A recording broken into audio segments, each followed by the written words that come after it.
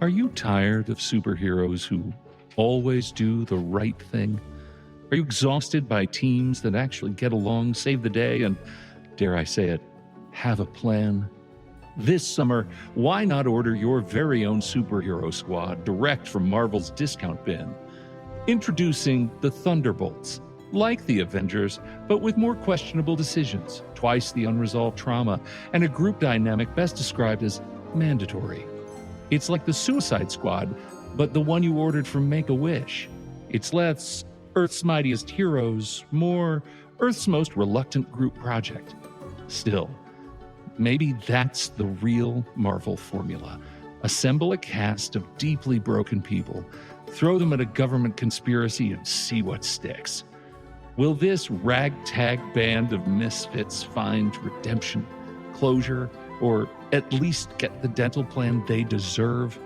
Or is this just another case of let's see what happens when you don't read the terms and conditions before assembling a super team? Either way, we're spoiling it all because that's what we do here. So if you're hoping for surprises, pure-hearted heroics, or even narrative closure, maybe try another podcast. For everyone else, buckle up, assemble your emotional support asterisk, and let's get into Thunderbolts.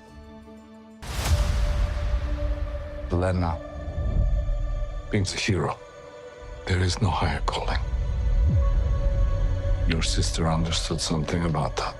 I should have come back for you. No. That's just a fairy tale.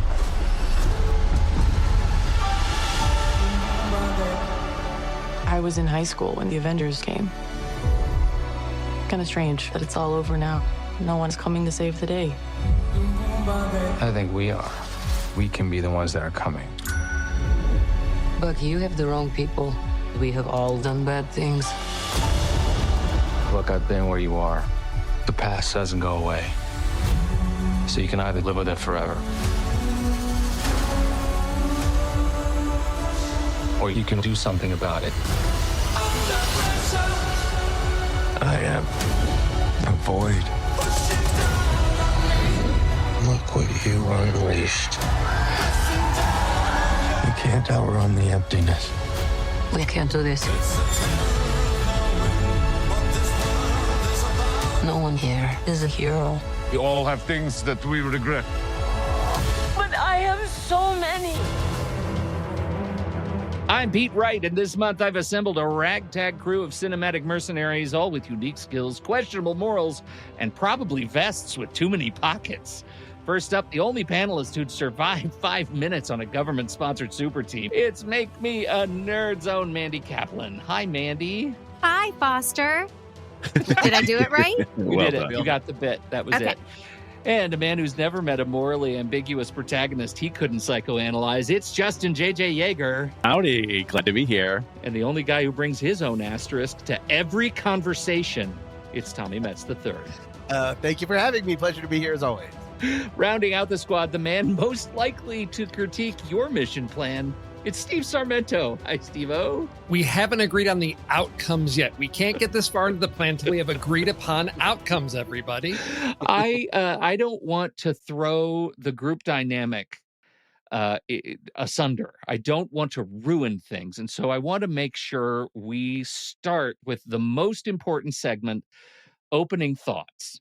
Tom, would you like to start? Yeah, I made sure to ask friend of the show, Darnell Dash Smith, about everything that I needed to know for this movie, which was considerable, because I don't know who any of these people are. Yes. But he was able to fill me in. And so, yeah, I just expected, I'd heard some good things. This seemed to be like a level up for casting. I was very interested to know how this movie would go, because I have checked out of the Marvels a little while ago. You can't say that. That's another Marvel movie title. Because that's actually a Marvel. You gotta choose a different thing that you've checked out of. Thing. You're you didn't check out of the Marvels. Checked. Oh, I thought you said the movie title was called Checked Out. I was like, yeah, that pretty much sums it up. But I would like to say the opening thoughts. Are we saying what we thought or not quite Yeah, yet? do it. Tom, you have the floor. This film I thought was not for me. It was very much for me. I had a great time for this film. And for the first time in Marvel, my personal Marvel history, this 2 hours flew by. Nice. So I was really excited. I had a really, really fun time. Okay. All right. Wait a minute. Can I go next? No. Do you want to know why? Oh, no. Because I actually have made a drinking game out of what I think you're going to say, and I don't want to get drunk yet. Love it. So I'm going to give this one to Steve. Thoughts. There's so much. It started off as one type of movie that I was very excited about, and by the time we got to the end, it was something completely different from what I expected. And I love the fact that Marvel is now found a story to tell to the next generation of like teenagers, and what are the conflicts that they are facing in their lives, and something that I think really speaks to them. And instead of speaking to aging comic fanboys, I think they've really identified Gen Z and spoken to them with this film in a way that really surprised and impressed me. Outstanding. Thoughtful, Steve. All right. Mandy? Now, I'm hoping to say the stuff that JJ would say and get you drunk. But we'll see. We'll see if I can do it. Well, I knew nothing. It's part of my charm. It's part of who I am. I know nothing. And I'd seen Black Widow when it came out 1,000 years ago, but that's it. I don't know anything about the Avengers or anything. And I didn't need to at all. I kept up. I understood everything. I loved the humor. But I felt about it the way I feel about a lot of these movies, which is like, why do they have to fight so much and chase each other so much? It's not my kind of thing. But I thought it was a fun one. It was a good movie. I just get bored with fighting. Okay. Bored with fighting. All right. JJ, tell us how much you love Legion. Aging comic fanboys. Goodness gracious. I'm already called out.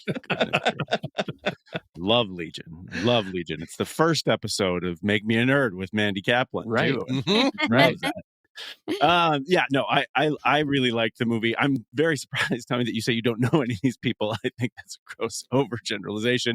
And I know from my work with Mandy here too that, she's only seen a limited number of the Marvel films up to this point, or Marvel properties up to this point.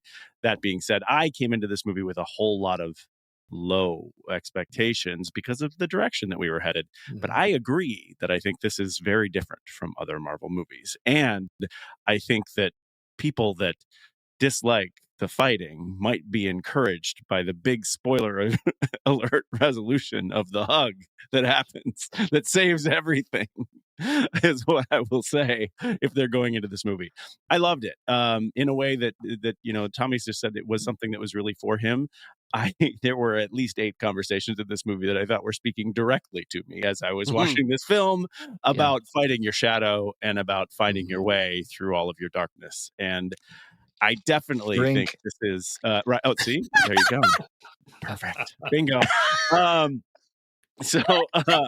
So the idea that this is doing what Marvel movies do best, in that they are utilizing their platform, their microphone, their genre of a superhero film to tell a greater story. And it's something that we've loved about the themed movies from Marvel in the past, when they've done a detective story or they've done a comedy or throughout their superhero movie. This one has a very deep, meaningful message that's here and that uses the superhero vehicle to get it through. And I loved it. It's a top 10 Marvel movie for me. I don't want to put it ahead of so many other ones that I love, but it's definitely in the top 10 of what they've done as of yet. Me too.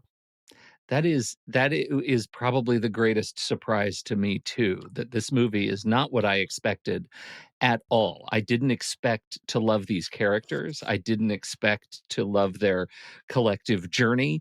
I didn't enjoy Black Widow, and yet Black Widow is a movie that is foundational to this because it gives us Yelena. I loved the Falcon and the Winter Soldier. And I don't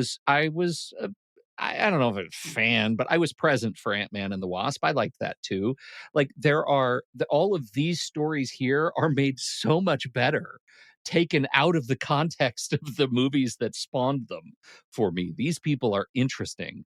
I have one of the things I feel like I must take from a sister show, Sitting in the Dark. I do have an axe to grind, and it's right up front, and I have to get it off my chest or I'm going to stew and simmer and my face is going to get really red.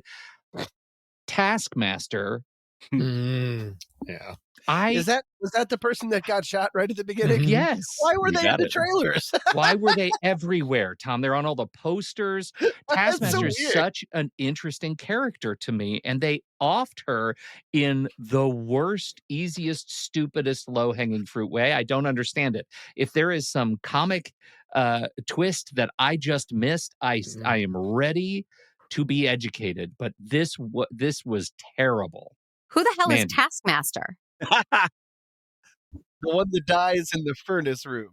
But okay, so she pulls off her mask and Yelena knows her and then she's gone. She's also the villain from Black Widow. Is so if you've seen Black Widow, you should know her from there. Yeah. Okay. Maybe she has a really good agent and that's how she got in this movie, just to cash those sweet, sweet checks. That's right. Her ability is that she is a mimic. Anybody she's fighting, she can fight exactly like them immediately. So she's fun to watch because the way they design fights as effectively mirrors of one another, whoever she's fighting, is fantastic and fun and a real showcase. And they just offed her so early. I was floored that they did that particular rug pull that felt purposeless. So that notwithstanding, I really liked the movie. How about that? I really, really liked the movie. By your intro, I thought you didn't. Your intro. I know, but that's my brand. Oh, it's snarky like that? Yeah.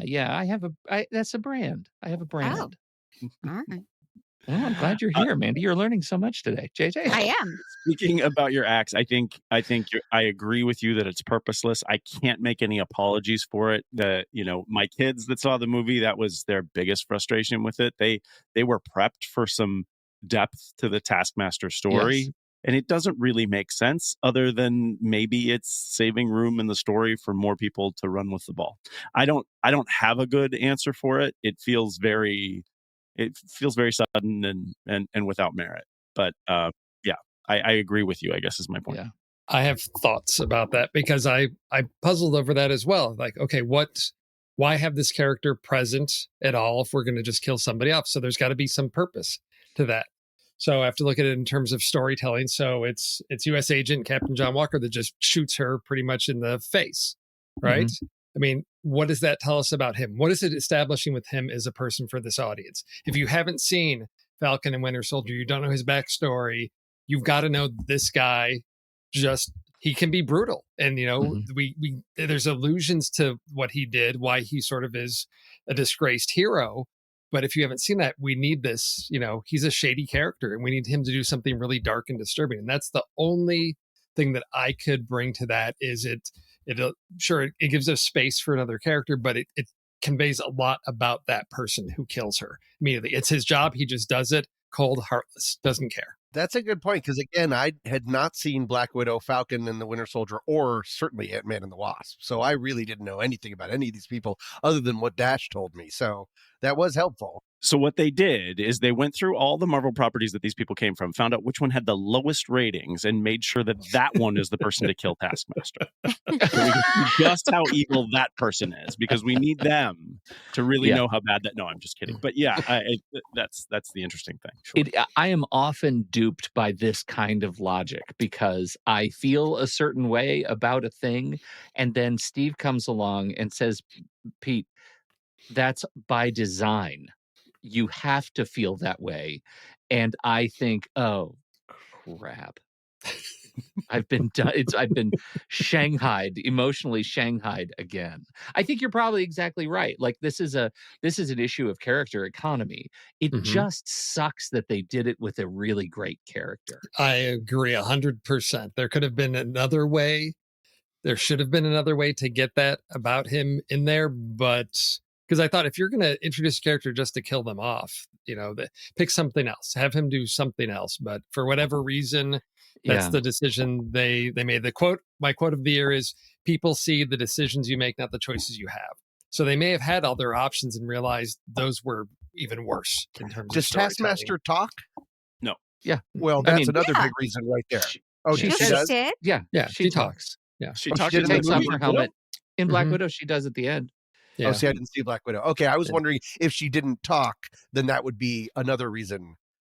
Well, Yeah. she has a lot. Okay, so this is the point. I guess she's not known for being a talkative character. Right. That is the accurate. point. And everybody else Yes. in this movie is. And Correct. so that's really how we meet them, get to know them. That's how they form as a team. So if you had to get rid of someone who is wearing something that is covering their face all the time, then maybe that would be the other Get reason. rid of the social introvert. I get it. I get what you're saying here. Yeah. Mhm. Speaking of this as a mental health movie, before we get into the individual characters, which I want to walk through, I think it's fair to say that might have been the biggest surprise to me, is just how much this movie wanted to present a perspective on many different angles of mental health and healing.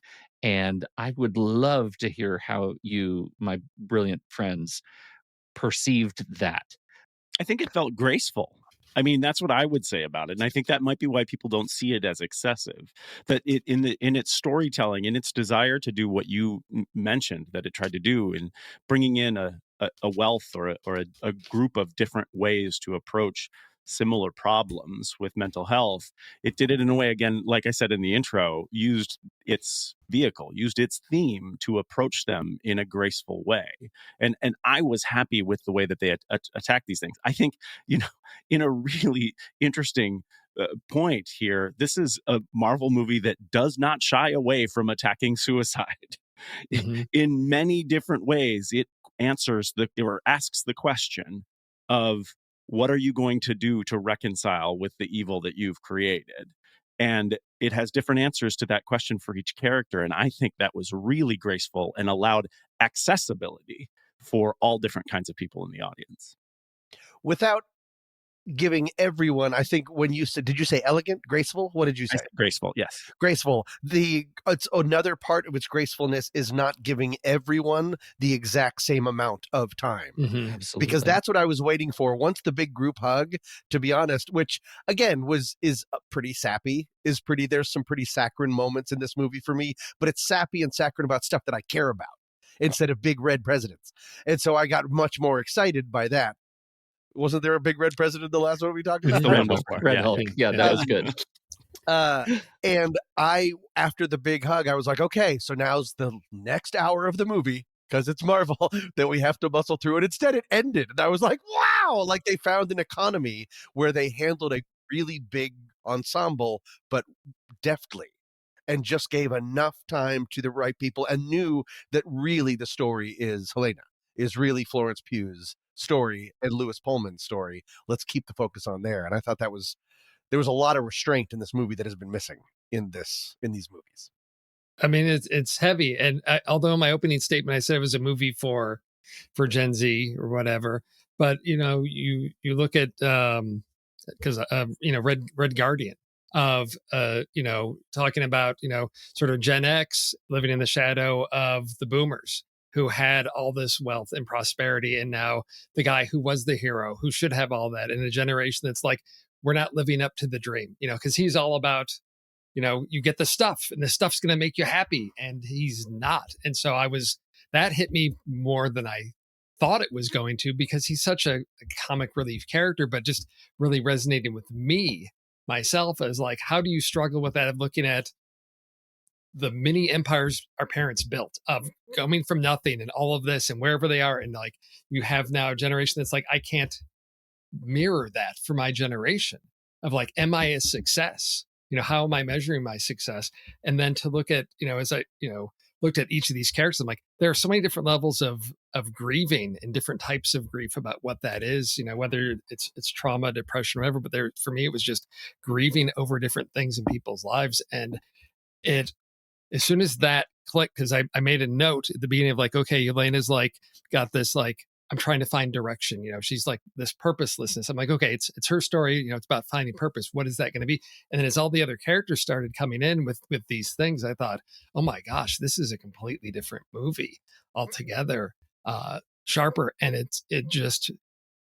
it was a movie that, as those end credits rolled and everything, I just still couldn't believe that this had been a Marvel movie that had the bravery to take on something like this and do it such a balanced way and treat it with all seriousness as an integral part of the story, rather than, oh, it's a fad, it's a thing, we'll just throw it in there. But it was they found a great way to integrate it with all of these characters so well.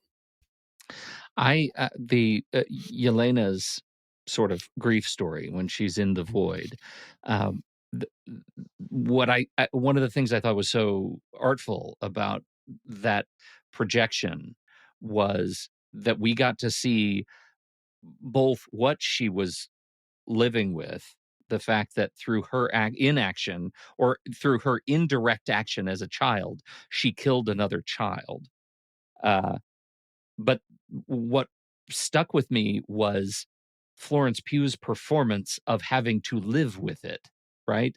Like I found her incredibly compelling in this movie. She was given so much to do performatively. Mandy, do you like her? Did you like? Love. I always Okay. love her. Yeah. Yeah. I don't feel qualified to speak about like what Marvel has done with topics like this in the past, but I was wondering, is this a first for Marvel? And I think you're all answering that for me. But sitting there realizing the bad guy is within us and the dark side and our demons, I thought that was pretty cool. But then I thought, well, maybe they do this in all Marvel movies and I just don't know it. So I've had my question answered, and I liked the way they addressed it. I'm most proud of Marvel as a studio recognizing what a star she really is. Because I would argue, and most people haven't seen, her dialogue with Kate Bishop in the Hawkeye series is like the greatest set of dialogue that I've seen in any Marvel property over time. And it's the kind of thing that's when I realized, I'm like, oh, wait a second. Like, she's superior to the majority of people that we've seen in this roster. And this proves it, that Marvel gets it too, that really she does deserve her own property and she can lead in a great way. Because I agree with you, in particular, the scene where she and it's Alexei, right? That's Red Guardian, are on the street talking about, again, how to reconcile with these evil things that they do. They have that father and daughter conversation. It was just compelling, and both these actors delivered it so well. And this is the thing, like, I love, Mandy, that you can sort of concede that in the movie you have the self-talk of, wait a minute, is this what they do all the time? Because we're seeing it something new done with actors who can deliver it in a way that some ensembles in Marvel, I mean, it's such a big group to talk about, but some ensembles in Marvel can't bring this along like this, and Florence Pugh definitely can.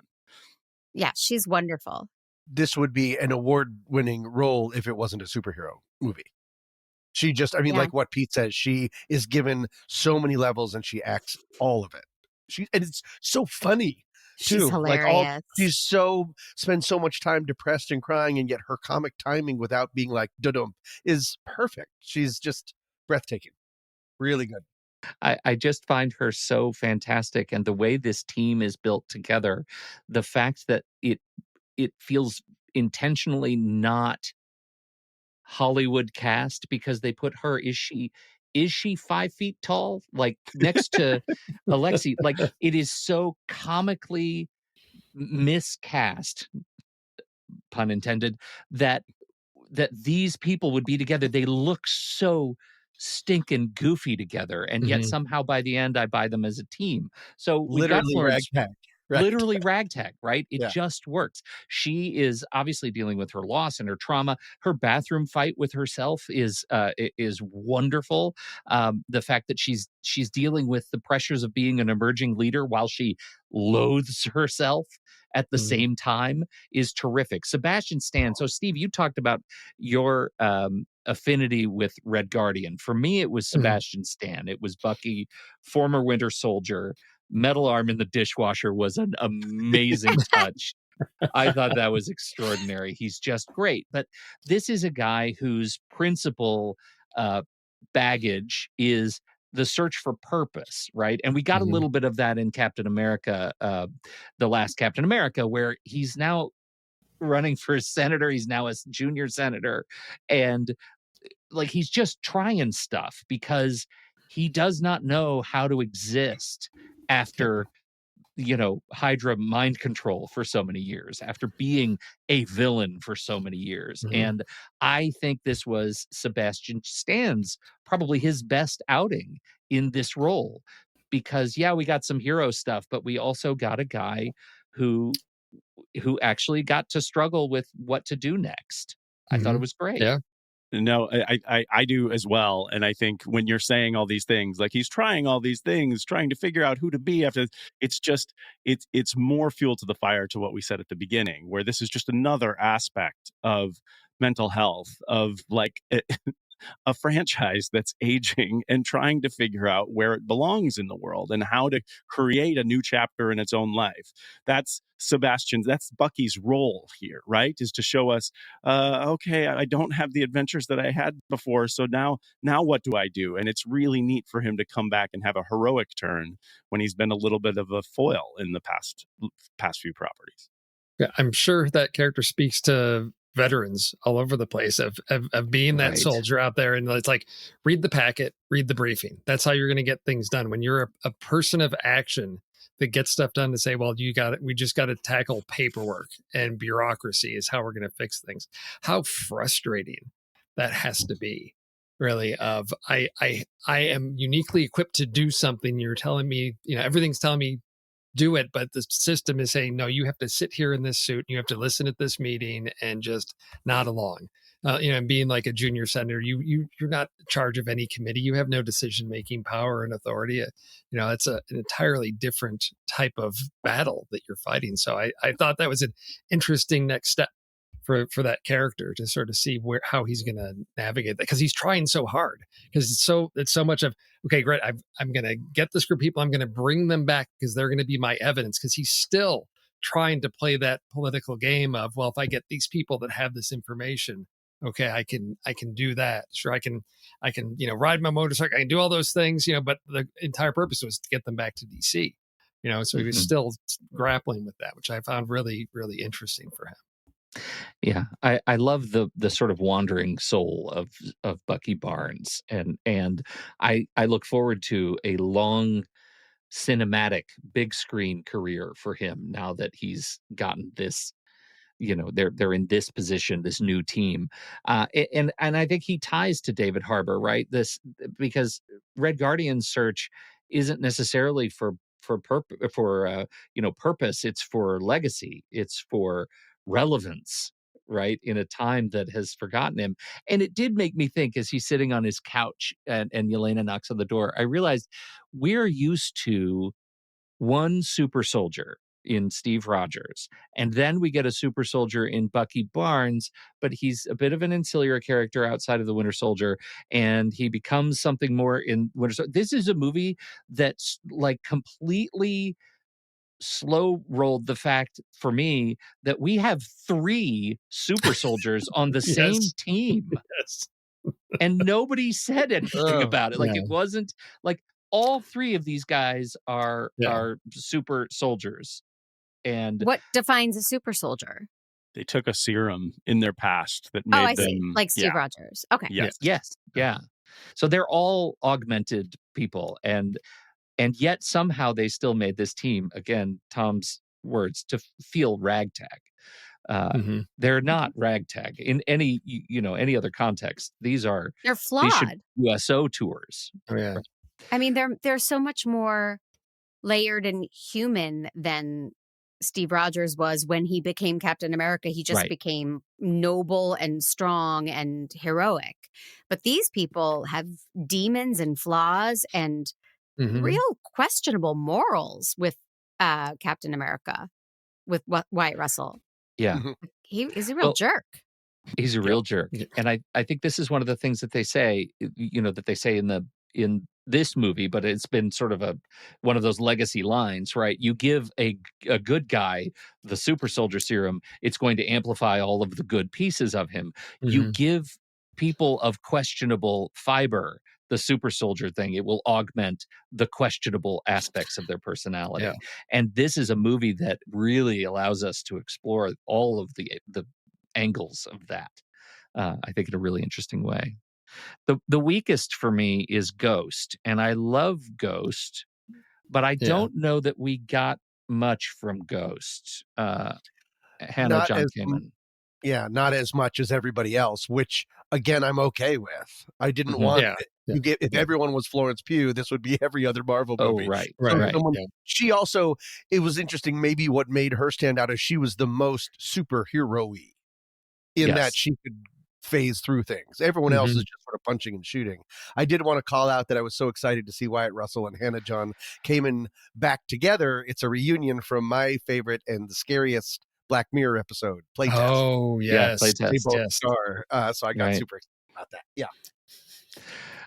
I think the other issue, to your point, exactly right. Like it would be too much if it was, trying to, everybody was Yelena, then nobody would be Yelena. But the other piece is, I think they actually resolved her issues of freedom and control and autonomy in Ant-Man and the Wasp. Like she comes in, I think, with her story most kind of resolved of everybody. So now we get to the Sentry and the Void. All right. JJ, could you give us a primer? Take it away, JJ. Yeah, well, which aspect do you want to talk about, right? I mean, that's the whole point of the Sentry, is that a lot of people will talk objectively about the difference between the Sentry in the Marvel Universe and Superman in the DC Universe, in that the Sentry was Marvel's attempt at trying to take on someone who is completely invulnerable and completely all-powerful, which I think when you consider the way that Marvel creates a story versus the way DC creates a story, that's why you end up with the Void, right? That all of Marvel characters historically have had deep flaws. And for Marvel to approach the idea of this all-powerful, unstoppable thing, what Marvel wants to infuse in that story, and this does exist in the comics as well, is that there is a shadow of that is part of that power as well. And so what we get in this story is that if you create something that's all powerful and you can't kill it, then the thing that will take over in its vulnerability, I'll say, when it is traumatized, is this deep shadow, all powerful, all consuming void. And I loved the way that we dealt with it. I didn't realize that it was a realm until we went there with the characters. I thought I didn't find the hug sappy because I actually was bought in with the entire process of dealing with power, dealing with power's shadow, and figuring out that the way to pull ourselves through that is to realize that we're not alone. I thought it was a great sort of physical manifestation of that piece. And I loved it. I was really into it. So you have the Sentry, you have the Void, which again, to bring up your point, Pete, I hadn't thought about the fact that there were 3 different super soldiers. And of course, the Sentry is an experimental mistake as a result of a different serum, this kind of piece. I think it makes for a very powerful story to see how all these character flaws, all this ragtag band comes together to create an interesting whole that can work together. I think I brought it up to either Pete or JJ, maybe not, but one of the things that I recognized about the trailer is this is the first trailer where they didn't show the bad guy. You showed him from the back, or you showed him from a silhouette. Well, then I learned he is just a silhouette. He doesn't have a face. That's why they didn't show him. He's just black and 2 weird eyes. So I get it. Fair enough. Well, also the fact that we don't ever see him in hero mode. Like in the movie, we get him in his golden gods, evolution. Yeah. And they don't show that either. I think they actually held it with some intention. Yep. And I appreciated that. Yeah, showed valuable restraint in that, in my opinion.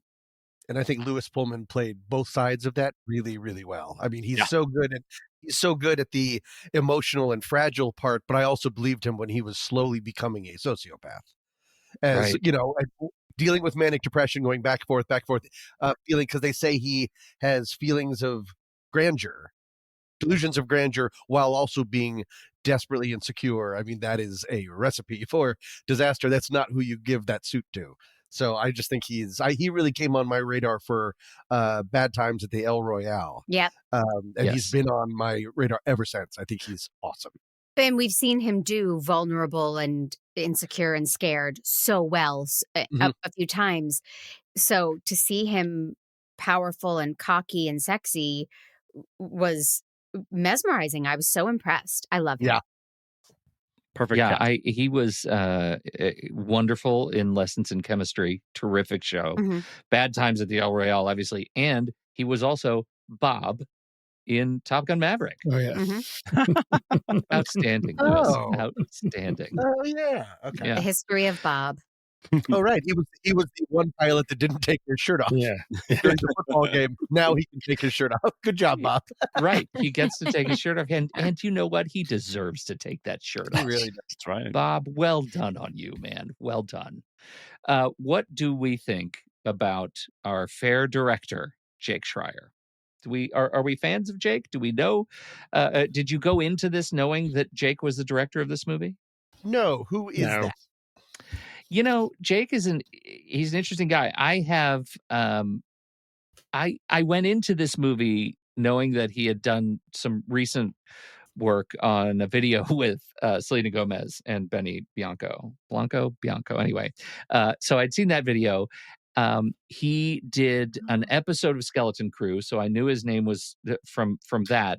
But he also directed Paper Towns, the John Green adaptation. Oh, I read that. I didn't see it.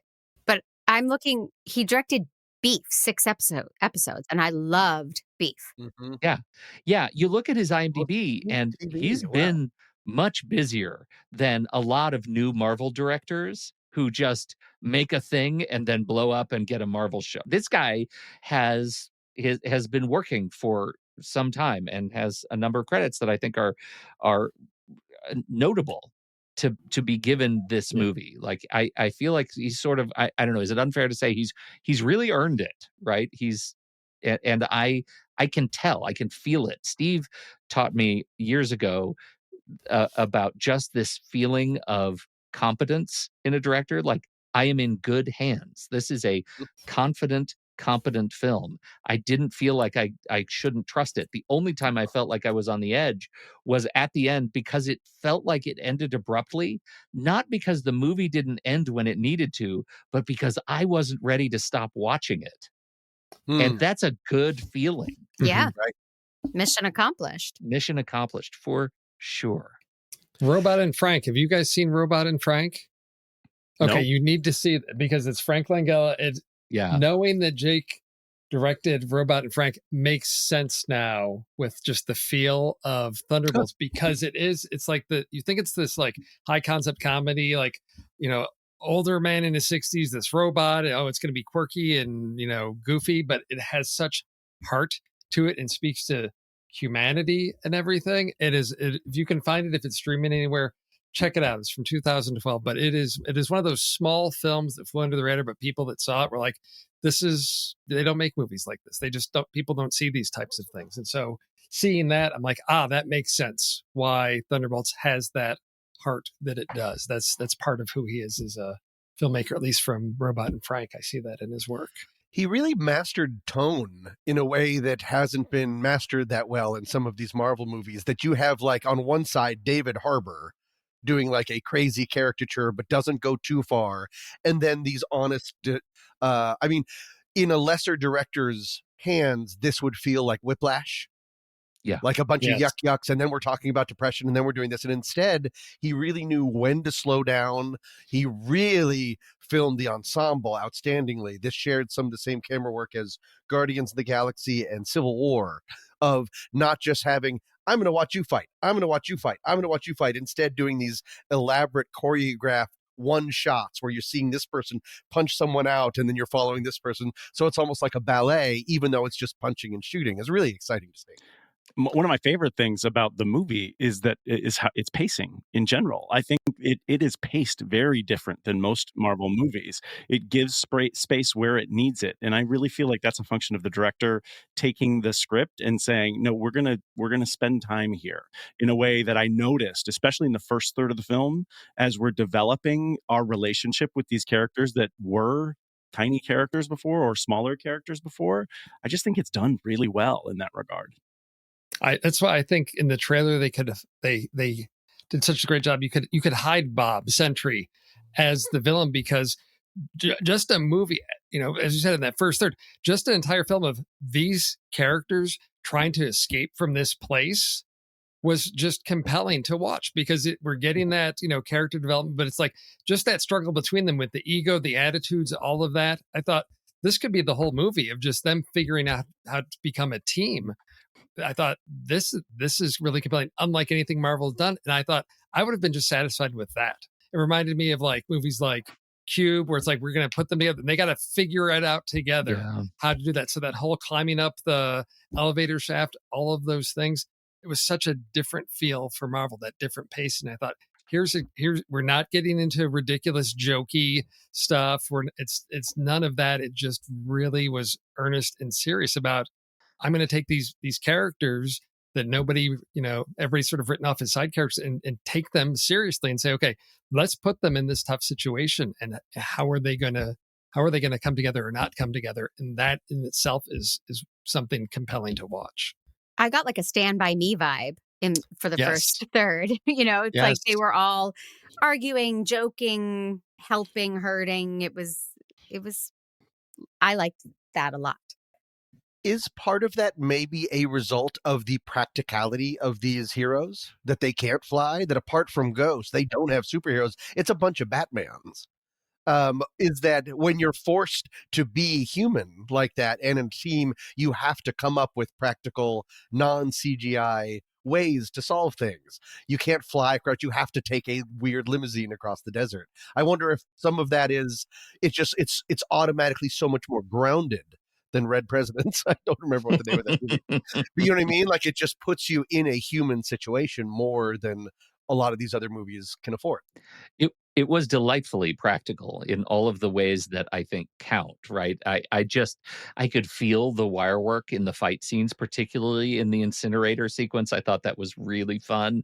And whatever they did to the spider walking out of a well was just chef's kiss. I thought that was fantastic. I love that they collectively arrive at the puzzle of how to stop spider walking at the same time. That was a great beat. A great beat. Great beat.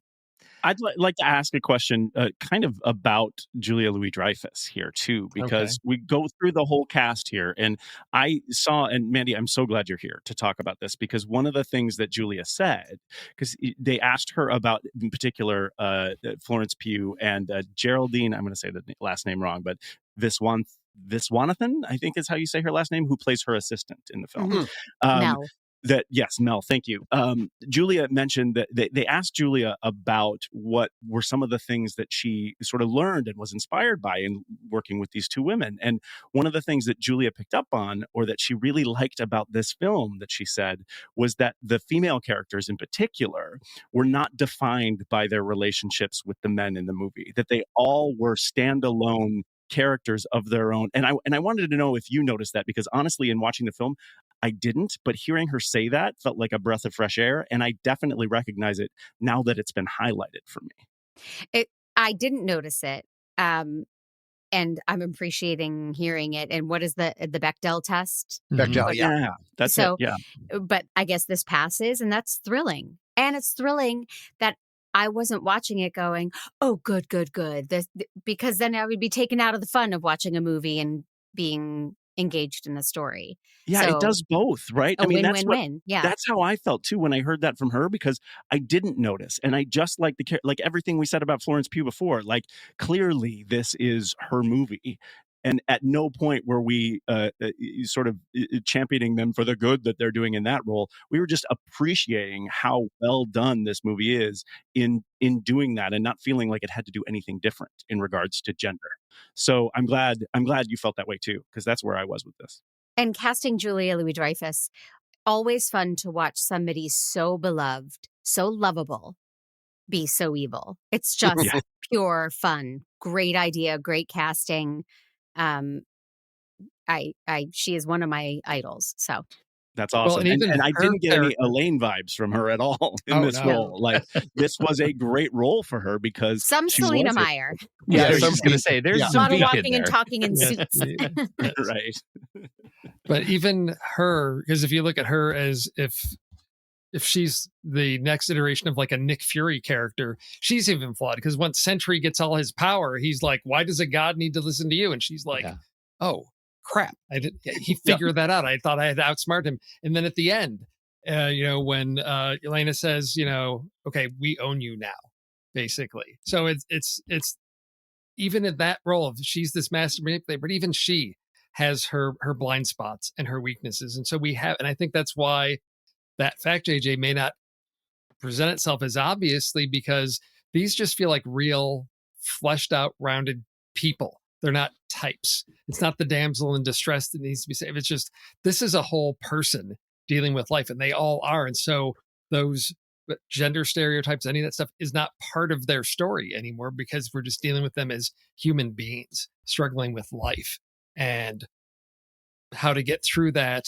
and learning that it is better to be with a group of flawed people than face the darkness alone. These can be the worst people. That I can't trust them or whatever, but it's still better than being alone than that. I love it. Wow.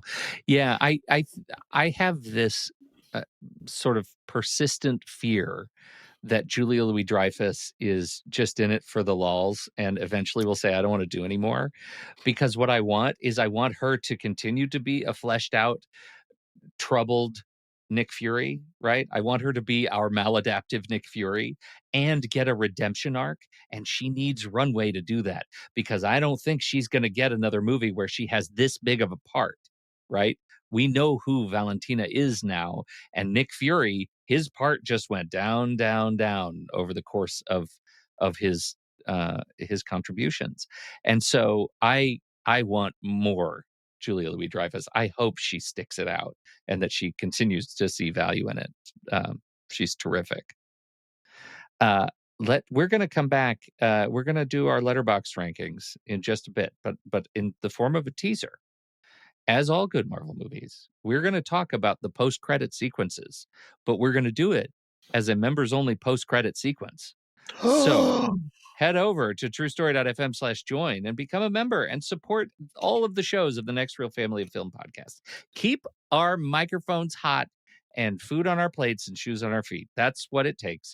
At truestory.fm/join, you sign up, a couple of dollars a month from your wallet goes a long way to keeping us hosting podcasts. And we love doing it, and we love talking about movies, even if we purport to do new release movies the weekend they come out and just retcon to make you think that we're on time, even though we're 2 weeks tardy. That's what we do. That's the Film Board promise. truestory.fm/join. Letterboxd. We're on Letterboxd. Our family of film podcasts is over there at letterboxd.com/thenextreel, out of 5 stars. If you are brave, if you're a real winter soldier like me, you only use whole stars. Maybe you're a chump and you use half stars. Half stars count for some people. But those are the two options? Yeah, those brave are the two options. Chump. Brave or a chump. And do you give this film a heart? JJ, where are you going to start? Well, on the brave chump spectrum, I show up as quite brave this week in choosing a 4 stars and a heart. Yeah, I love it. And because I'm not doing it because I can't give it a half star. I just think that's where it really sits for me. I like I said, it's a top 10 Marvel movie for me. I haven't ranked out everywhere where they belong, but I think it's probably around like 7 or 8 is what I'm guessing. I liked it. I'm really happy with it. Tommy? On the Kinsey scale, we're all kind of chumpish to a certain extent. I believe we're all chump fluid, but I agree with JJ. I give it a 4 and a heart. I really enjoyed this movie, and this will be one that I will come back to. And again, it flew by, and that is just not my history with these movies, and so I was really excited. Loved everything about it. All right, Steve. Yeah, it's a solid 4. It really stood out. Maybe because the past batch of Marvel movies have just really not been great. And so, I had to think about it. Is it just in comparison, it just feels so much better? But really, after all this time sitting with it, I'm like, no, this is really solid. As JJ said, it is one of the top Marvel films for what it's doing. So 4 stars and a heart, definitely. All right, Mandy. Oh, Mandy. What do you got? 3.6. Right. Just to upset Pete. And I'll give it a heart, and I'll say, for a non-Marvel knower, it was very entertaining and very funny. And I just wish people punched each other less. Okay. More hugs. More hugs, less More punching hugs, less in the punching. MCU. That's what we're looking for. Okay. In the world. Hey, this has been a real treat.